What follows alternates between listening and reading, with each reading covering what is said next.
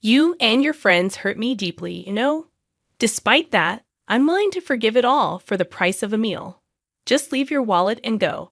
However, I soon realized that the apology was nothing but a facade. Both Susan and Bob, with mocking smiles, admitted that this was their intention from the beginning. We sighed as we watched the two of them rant, urging us to leave our wallets behind. Bob, emphasizing his higher position than Mike, prompted a smile from me. If they were going down that route, there was no need to hold back. Fine, but are you sure about this? You're gonna regret it, I warned, but they dismissed it with laughter, saying they didn't care. Placing my wallet on the table, they mocked me, expressing gratitude, claiming they would give it to Mike later. We left the room, ignoring their taunts. I took immense pride in the fact that my design was selected. The product performed exceptionally well in sales, bringing both Mike and me immense joy upon hearing the news. Grateful for the support from my in-laws, we expressed our thanks, and they were overjoyed, as if they had achieved success themselves. Catherine, it's incredible.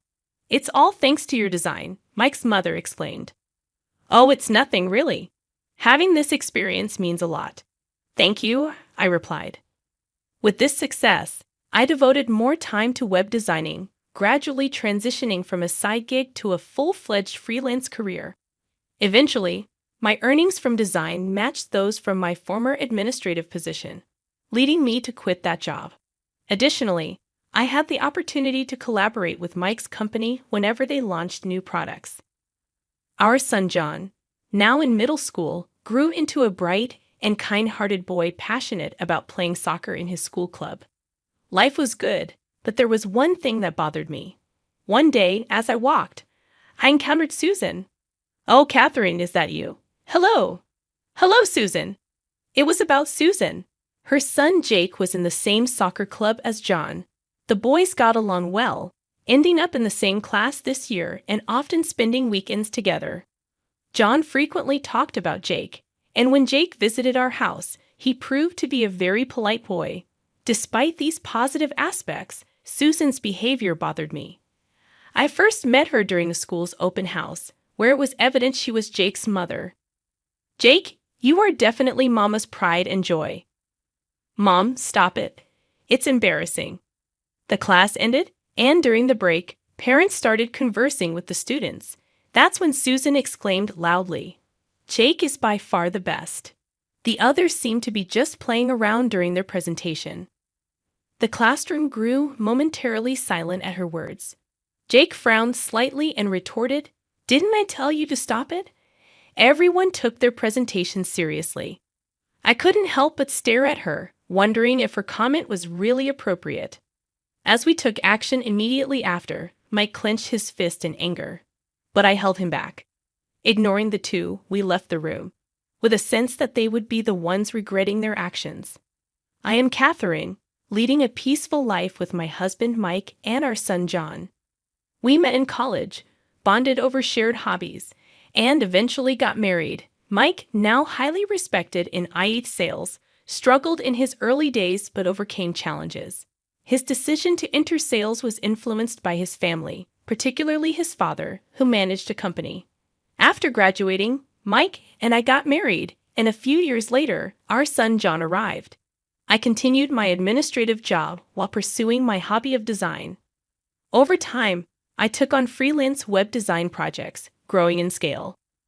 My in-laws, supportive throughout, played a significant role. Mike's mother, a culinary school graduate, worked as a hostess, and his father was involved in the business side. Their motto, "Do your best at whatever you think of at that moment," stuck with me. Despite initial hesitations, I took on a design opportunity at Mike's suggestion. Encouraged by my father-in-law and Mike, I committed to the project, driven to excel. Researching the product and brainstorming with Mike, I eventually crafted a design. As the parents prepared to leave for another meeting, they started exiting the classroom. John approached me. Mom, you did well in your presentation. You have club activities today, right? Yeah. Do your best. I'm going to make your favorite hamburger steak for dinner. Really? Awesome. Right before leaving the classroom, John cheerfully spoke with me. Other kids remarked, "Lucky you, getting hamburger steak." I felt relieved seeing him handle the situation smoothly. The parent-teacher meeting had open seating, and we were free to choose any spot. Opting for a seat towards the corner, I settled in. That's when Susan approached and initiated a conversation. "Aren't you John's mother?" Huh. I was taken aback by the sudden inquiry, but she ignored my surprise and sat down beside me. "I wanted to meet you. I'm Susan." Even though I felt somewhat cornered, I decided to listen. However, I couldn't help but wonder how she knew I was John's mother when we hadn't met before. Sensing my confusion, she explained. "You were talking about dinner with John earlier, right? That's how I knew. And calling hamburger steak a treat seems so laid back." Her words caught me off guard. Why was she criticizing our dinner choice, especially since we had just met? "John loves hamburger steak, and I don't think it's your place to comment," I replied. Whether she liked my response or not, she clearly looked displeased. "Well, that's true. My husband works at a major company, so he doesn't quite get the ordinary tastes. What company does your husband work for?" Not in the mood to engage further, I brushed her off. Luckily, the meeting started and things settled down. But right after asking, "Want to grab some coffee or something?" I tried to decline a few times. She insisted, saying, "Come on, it's just some mom friends bonding. Besides, Jake and John are good friends." Left with little choice, I reluctantly agreed. We exchanged contact information and went for coffee before heading home. During our coffee chats, she boasted about her wealthy life and her husband. Despite our kids getting along, I wasn't thrilled but agreed to meet her several times a month. Once when I declined, she casually mentioned, "You know, my husband knows a lot of people, even John's club coach." It felt like a veiled threat, so I kept up the reluctant friendship with Susan. What shocked me further was discovering that Susan's husband worked at the same company as Mike.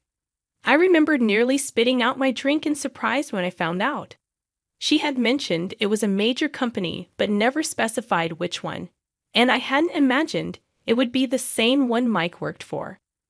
I learned this when she visited my home one day. Jake had come over to play, and Susan came to pick him up in the evening. I had hoped to just meet her at the door, but she came in since our kids were there. "Isn't your husband working for XYZ Corporation, Catherine?" she asked. As she said this, I nearly choked on my tea. Seeing my shocked face, Susan seemed pleased, and I had a bad feeling about where this was headed. "Why?" I managed to ask. "Because I saw a business card in your room with your husband's name on it, and I recognized the company name." "Hold on. Are you saying you just went into our room?" "No, I didn't mean to. I was just looking for the bathroom and happened to open the wrong door." I was truly glad my sons weren't around to hear this. I had given Susan directions to the restroom, so I genuinely thought she was lying. But I had only given her verbal directions, so I couldn't push back too hard. Indeed, in Mike's room, there were business cards for work. I had designed them for Mike's company, resulting in several different types displayed under a desk protector. Susan must have seen those. Stunned and at a loss for words, Susan approached and said something unexpected. "I really don't like you two." Her previously friendly demeanor had vanished, and Susan's eyes were now sharp and piercing as she glared at me. "Do you enjoy taking work away from other people's husbands?" "Excuse me?" Not understanding the implication of Susan's words, I just stood there stunned. She threw out one last barb. "Well, whatever. Just remember, I'm gonna make sure you regret this." I was at a loss for words and later recounted everything to Mike. "So Bob's wife is Catherine's friend?" Mike asked. "It seems so. It must be a coincidence, but she seemed to have some sort of grudge against us." "Who's this Bob guy?" Mike took a deep breath and started explaining. "I don't think it's good to discuss such things, but Bob is in the planning department. He's quite assertive, and from what Mike explained, the product planning department shares its products with the sales team to generate revenue. Bob, considered a top player in the product planning department, not only holds a significant position, but is also well known for a particular trait. That trait seems to be his strong belief in meritocracy, or in other words, a lot depends on whether Bob is passionate about something or not. He's quite the meritocrat. Some people even say it's like heaven or hell working with him. I see, but I still don't understand why Susan hates us so much. Yeah, I'm not sure either. I don't have a deep relationship with Bob. Sorry for getting you involved in this mess. It's fine. But what about John and Jake? It's not good for the kids to be so close and their parents to be like this. Yeah, I'll try to find out more about it. Thanks. A few days after our conversation, Susan reached out. Feeling anxious, I answered her call, and she sounded much more apologetic than usual. I'm so sorry about the other day. I was just stressed about my husband's work not going well. I decided to hear her out, as she sounded different. Susan apologized, expressing a desire for us to get along since our husbands worked at the same company. She suggested going out for dinner, and despite my hesitation due to her previous behavior, I decided to give her the benefit of the doubt, considering our kids' friendship. On the chosen day, we headed to the renowned seafood restaurant Susan had selected. However, after a while, there was no sign of Susan and her husband. When I called her, the receptionist informed us that the reservation was only for 2 people. Puzzled, Mike and I asked Susan about the mix-up. She laughed and told us to wait a moment. Eventually, Susan and a man emerged, and to our surprise, it was Bob. Grinning widely, Susan and Bob looked at us. Mike greeted, "Bob, good to see you."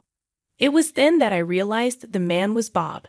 Susan's nonchalance bothered me, and she casually mentioned making a mistake with the reservation. Then she said something even more shocking. "Well, mistakes happen, but let's not waste the food, right?" Confused, I asked, "What are you getting at?" "Look, Mike, I'm soon gonna be the head of the planning department. You're doing well in sales, but you're still a newbie. If you don't want things to go sour, you might want to listen to what I have to say." Mike, sensing a threat, asked, "Are you threatening us?" Susan insisted, "It's not a threat, Catherine. You have hurt me deeply. I'm offering you a way to make amends. Just leave your wallet and go." At that moment, I realized that the apology was indeed a lie, and this was their intention from the beginning. We'd observed the unfolding argument between the 2 parties. "Look, just leave your wallet and get out. By the way, you do know what will happen if you tell anyone about this, right? Bob's higher up than Mike after all," Susan threatened. I couldn't help but smile at their attempt to intimidate. If they were playing it that way, there was no need to hold back anymore. "All right, but are you guys sure about this? You're gonna regret it," I warned. They thought I was bluffing, bursting into laughter and dismissing it with a casual "like we care." I took out my wallet and placed it on the table. "We'll give Mike his wallet back later. Thanks for the treat." Then, Susan and Bob said, smirking. Mike looked furious, clenching his fists, but I calmed him down. Ignoring the 2, I left the room, signaling our quick response. "They're the ones who are going to regret this." "Yeah, can't let people who pull stunts like this go unpunished," I said. After a while, a call came in on my phone. Recognizing the number, I answered with a smile. "Ah, Catherine, looks like we're almost done here," I said before handing the phone over to Mike. After a brief exchange, Mike hung up, and we decided to return to the restaurant Susan had chosen. Mike looked visibly upset. Once there, we asked the waiter to call the owner. Soon after, Mike's mother, who was also the landlady, hurried out. "Thank you for your help. I'm sorry for the trouble," Mike's mother apologized. "It's fine. People like them need to be taught a lesson," I replied. We were led to a room where a tense atmosphere awaited. Inside were Susan, Bob, and some senior officials from Mike's company, including his father-in-law. It became clear that the restaurant Susan chose was the one run by Mike's mom. It was a coincidence, but since we were going there anyway, Mike decided to call his mom. It was revealed that Susan had only booked for 2. We knew she hadn't made a reservation for 4, but played along anyway.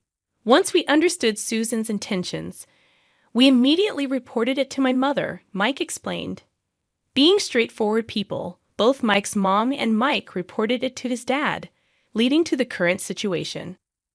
A man addressed Bob. "Bob, what's going on here?" Bob, flustered and with no room for excuses, stammered, "Well, it's no excuses. Just tell us everything," the man insisted. Bob, understandably flustered, continued, "That guy is Mr. Young from the planning department's top management. Next to the CEO is someone from the sales department's upper echelon. I think my father-in-law might have called them over. Well, he was the former CEO, so it's understandable how he'd react if he found out his family was being treated this way, especially in his wife's restaurant by employees from when he was in charge. Actually, my father-in-law used to be the CEO of the company where Mike works. He's now retired and not involved in its management, but he was highly respected during his tenure. Even now, he's still in touch with company folks. After hearing the story from my mother-in-law, he immediately reached out to the company to explain the situation. When the CEO hears that one of his employees is extorting money from another employee by using their position, he's gonna come running," Mike explained. The two, who didn't know this, were surprised by the sudden appearance of the company executives at the restaurant. They seemed unable to grasp the situation. Mike wanted me to accept this invitation because my husband often works with him. Even now, I'm taken aback by the blatant lies coming out of their mouths.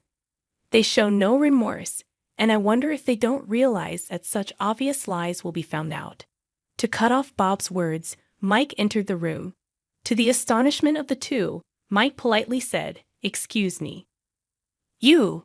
Bob glared at Mike as soon as he saw him. We understood the situation completely, but for Susan and Bob, it must have been confusing. Before Bob could make a move, my father-in-law spoke up. "I'm the former CEO, George. I'm retired now and have handed over the company to Mr. Young here. By the way, Mike is my son, but he didn't get his job at the company through any connection of mine. In fact, I wasn't involved in his hiring at all. And I should mention that this restaurant is run by my wife." Listening to my father-in-law's explanation, the two seemed to finally grasp the situation, and their faces turned pale in an instant. Susan let out an almost wordless sigh, and Bob was shaking uncontrollably. Oh no, Susan looked as if she couldn't believe it and seemed more flustered than I'd ever seen her. Let's cut the chit-chat and get down to discussing the matter at hand. The discussion, or rather the one-sided grilling they received, began in a heavy atmosphere, and the two were struggling to find their words. Susan's resentment towards me was apparently related to some design work at the company. From a proposal Mike brought up, it seems Susan was another candidate they had considered. Originally, when the project was discussed in the company, my design was chosen after a search among friends and family for talented designers. This boosted Mike's reputation.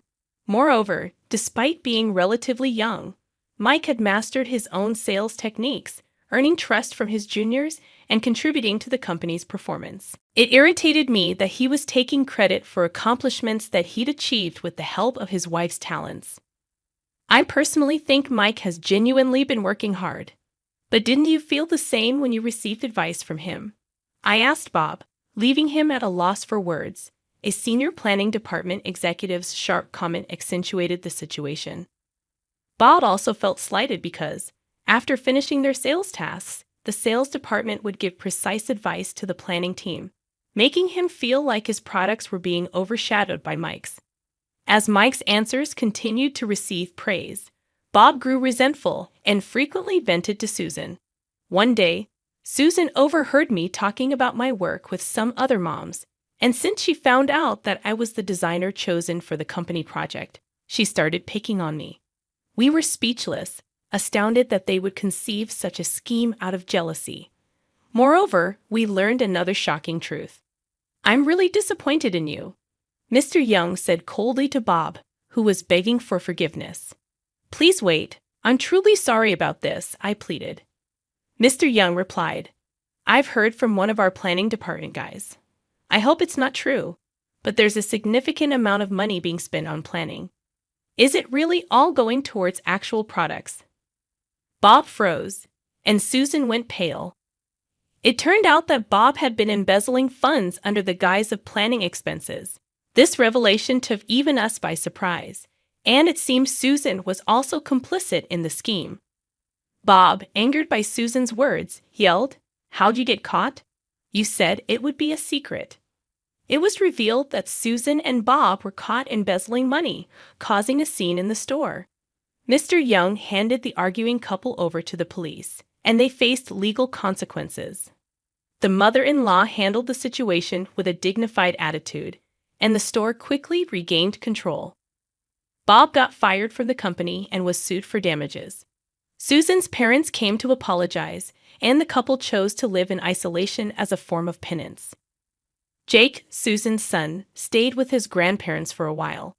Thankfully, the incident didn't affect Jake at school due to the company's efforts to keep it confidential. I talked to John the other day, and Jake seems to be doing fine at school. He's a good kid, and everyone trusts him. Instead of being down about his parents, he seems more angry at them, I shared. I haven't seen Susan and Bob since that incident. Jake, however, still hangs out with John and occasionally visits our place. Watching the two of them play happily, I hope they never end up like us. By a stroke of luck, we were saved this time. But I truly believe that our daily actions attract the people and opportunities in our lives. I want to cherish my relationships with others more than ever.